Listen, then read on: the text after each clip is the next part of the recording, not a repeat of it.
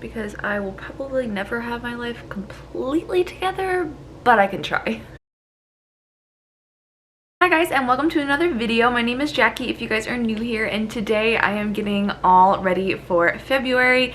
It's currently the 26th of January. I promise I know what's going on. But in the past, I've just kind of taken you guys through how I set up my bullet journal. What I want to do today is show you guys not only what I just do in my bullet journal, but also how I actively use my planning habits in every day. Like, how do I structure my day with planning? Just how do I make it work, really? Because it's one thing to see it on paper, it's another thing to see somebody use it in real life. So I mentioned this in a recent video, but I started the habit of getting ready at least from the neck up for the day before I start planning, just so it gives me about a half hour or so without any obsession over all of the things I need to get done that day. I find myself probably doing it anyway, but it's not fresh in my mind from having my planner just recently opened. So I've been starting to do that, and I'm at my boyfriend's today, so I forgot my makeup, so I didn't do that part, but I did my hair and washed my face and all that good old stuff.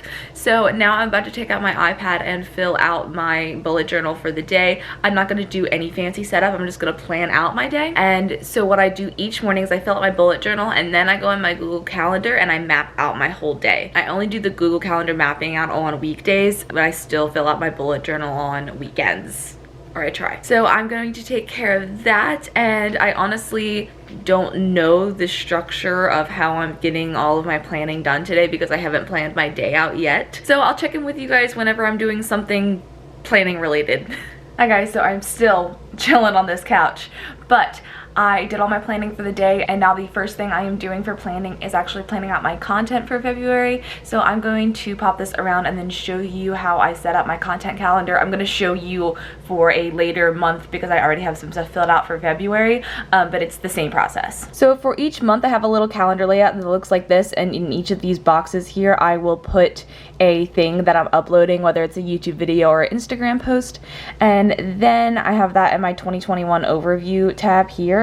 And then I'll show you guys March since that's empty, but then for each month I have this table for each week where I have all the posts that I'll have in any given month, and I have all the information on it and where they are in the process. I don't really do anything too complicated. I typically only plan out 100% 2 weeks in advance, but content is very flexible and changes all the time, and I find that an electronic spreadsheet is a perfect way of organizing it in a way that I can update it very frequently. So that's how I plan out all of my content for you guys. I'm really starting to think that this whole vlog is going to be filmed from this spot on this couch. I promise I have not been here all day. I did a bunch of work on my content stuff, which is the last time I checked in with you guys, and then I went and filmed some content and then did my workout, and then I came back here, had lunch, showered, and just did a bunch of program planning, and now I'm here and I'm about to do my bullet journal setup. I don't really think I'm going to change too much from January to February this month. I've liked most of what I've done, but I'm definitely changing and refining a couple of my spreads and actually getting rid of a couple. I don't know, I haven't done all of it yet, but I'm going to do all of that and then film again when I'm done. So let's jump right into when I'm already finished and know what's going on. So I still haven't moved from this spot, but I wanted to go over my bullet journal setup with you. This is almost exactly the same, and I have to say that was probably the fastest bullet journal setup I've ever done. Thank goodness for copy and paste on digital programs.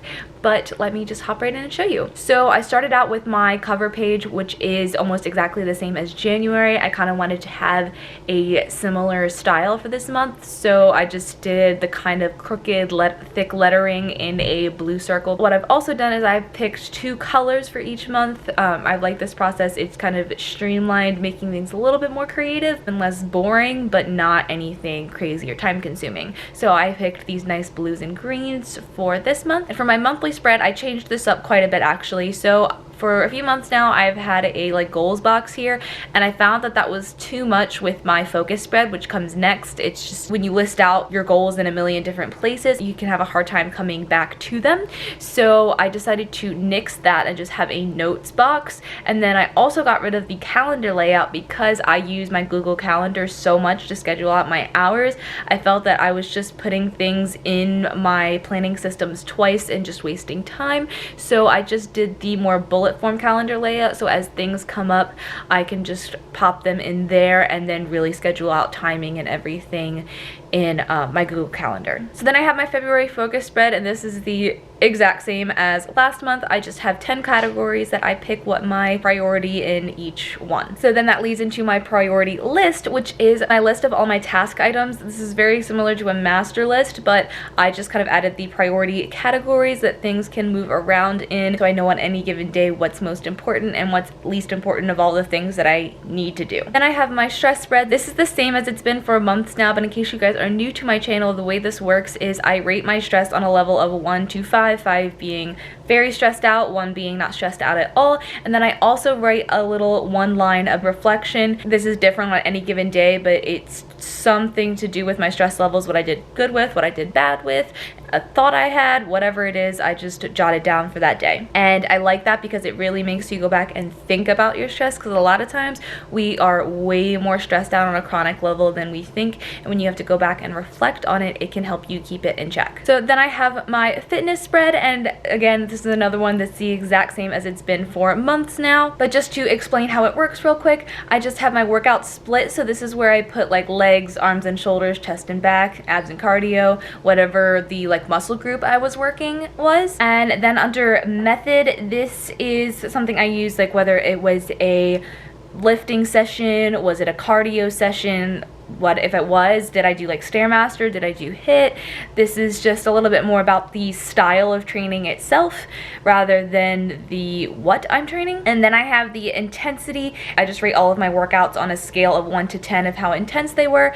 And then I have this category active time. This is actually something I've probably had for at least a year. I've had this as part of my fitness spread for a long time, and this is where I'll put how long my workout is, but then if I also get in other things like stretching, or if I teach a class or anything like that, that goes under the active time category, so I can keep track of how much time I'm setting aside for exercise and physical movement. So then I have my memory spread. This is something I started doing probably about a year ago as well. I like having a little box that I put my most significant memory from each day, so whether it's a fun thing, good thing, bad thing, whatever, I just put my most significant thing of that day so that I have this whole spread that I can flick through and have a bunch of memories. So one spread I did not include in my monthly spreads here is my like spending spread. I'm gonna switch to doing like a financial Google spreadsheet where I track my spending, my money in, you know, my debt from school, but that's really personal, so I'm not going to show you guys that, but I just wanted you guys to know that it's not in my bullet journal, and it's going to be like a full comprehensive kind of budget thing that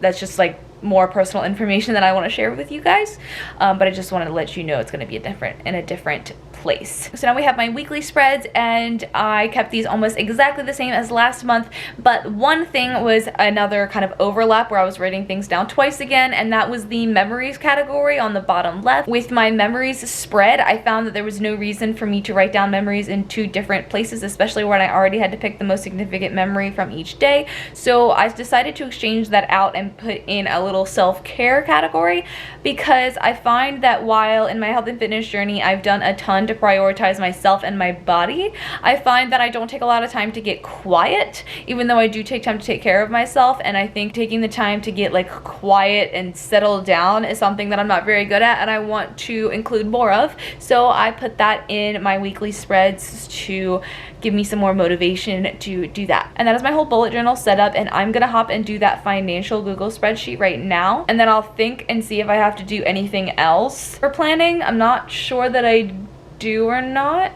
So I will either hop back on here and update you guys on something else that I'm doing to plan and prepare for February, or I will just hop on here and say goodbye to you guys. So I'll see ya in a sec. So I guess this makes this official, but this whole video has been filmed with me sitting on this spot of the couch. But I don't know what I was thinking earlier as to whether I had more to plan or not, because I don't have that many processes. It's hard to think of everything, you know, while you're actively filming. But I just did that financial spreadsheet and it was pretty difficult. It's definitely something I'm going to refine as things go along because it's something completely new to me. But that's all I do to plan the month. I have a tendency to hyper plan, so I've been really good at streamlining the processes that I use and reusing them each month and just kind of refining them rather than trying something completely new, which now I only do if whatever I'm working just definitely is not working. But that's it. I want to know what you guys do to plan for February. Do you do more? Do you do less? Is there something that you really struggle with planning that maybe it's just something that's second nature to me that I'm not even like thinking about? But just let me know. And if you enjoyed this video, please be sure to give it a thumbs up and subscribe and tick the notification bell so you don't miss any new content from me. I upload new videos every Monday and Thursday at 11 a.m. Eastern Standard Time, and I hope to see you in the next video. Bye guys.